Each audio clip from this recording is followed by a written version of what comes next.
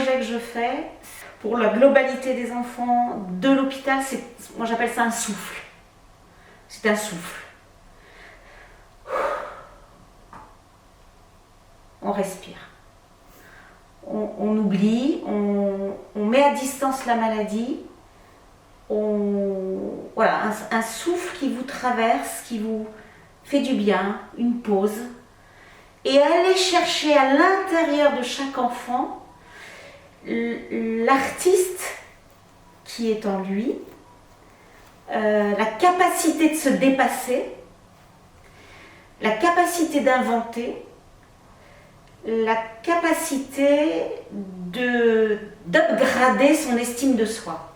Ce sont des matériaux qui doivent partir à la poubelle. Non pas qu'ils ont été utilisés, ils sont tout neufs, mais ils sont périmés, dépassés. Donc en accord avec l'hôpital, je récupère un ensemble de matériaux très variés, très différents.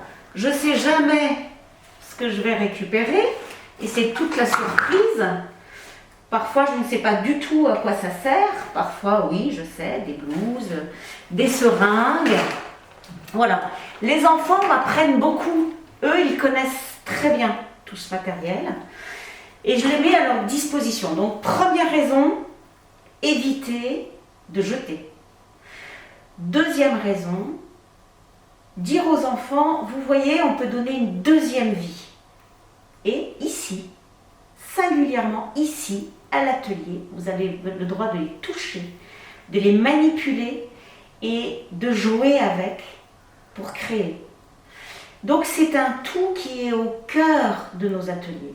Donner la possibilité à ces enfants de jouer par ailleurs. Dès qu'ils passent la porte de l'atelier, ils n'ont plus le même regard et la même disponibilité vis-à-vis de ce matériel.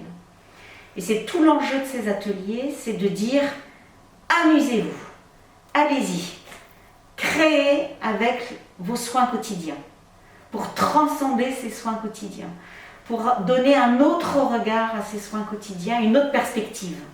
Et ça, je dois dire que c'est une immense surprise, parce que ça les rend heureux, tout simplement, et bizarrement, ça met la maladie à distance.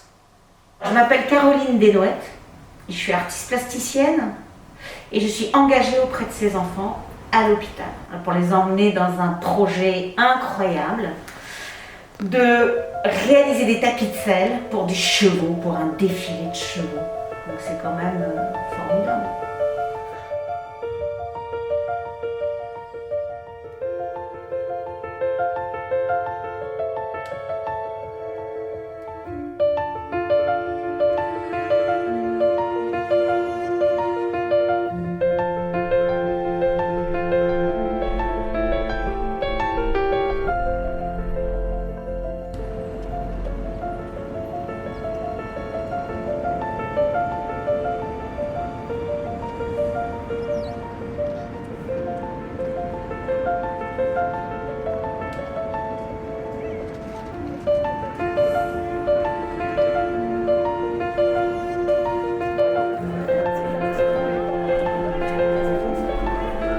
Et je dis à l'enfant, tu vois, toi, tu es comme le cheval.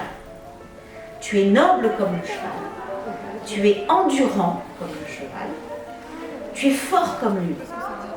Et puis, tu es fragile. Tu es fragile comme lui parce que le cheval, c'est un très grand animal, très fort, très costaud, comme toi, mais il est très fragile. Il a besoin d'avoir des petites couvertures. On prend soin de lui, comme on prend soin de toi ici. Et donc, j'ai mis ça en parallèle. Alors, ils me regardent, ils ont l'habitude que je leur parle de leur maladie de façon assez étonnante. Et ils me regardent avec des grands yeux comme ça, et je leur dis, toi, t'es un cheval. Donc, ça leur plaît.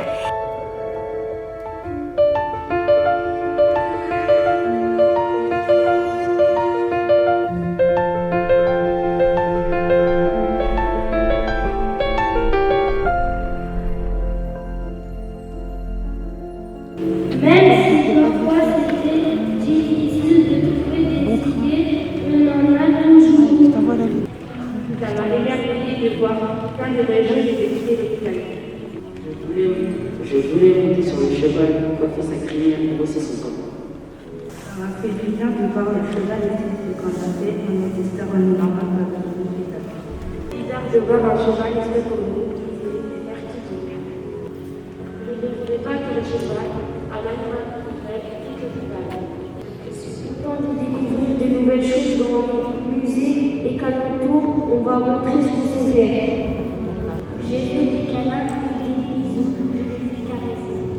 Je fais comme un artiste, j'ai essayé de bien faire.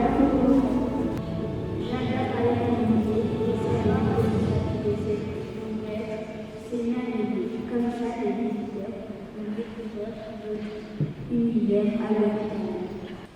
Le cheval nous a laissé se caresser, c'est beau comme ça,